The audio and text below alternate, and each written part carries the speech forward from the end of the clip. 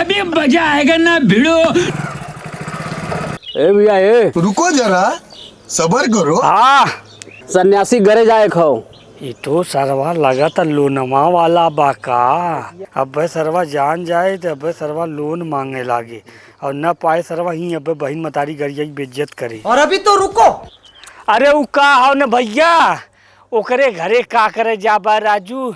ओकर बाप पिएला आदमी राती सरवा दूसरे घरे में घुस गए और जो सन्यासिया रहा न उ तो सरवा राजू महा बेवड़ा सरवा कलिया मर्डर कई दिहेस और मर्डर कई के चला गए जेली में। ओकरे घरा क्यों हो ना ओकरे घरा कुल पुलिस आई है।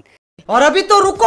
अरे भैया हमार बात माना ना तो ओकरे घरे जाया जिन और जाबा तो वहीं पुलिस का पहरा बाटे और पुलिस वाले सोचिए यह मिला जुला बाटे एक खास बाटे और तो हूँ सबकी जेली में डाल दी हैं।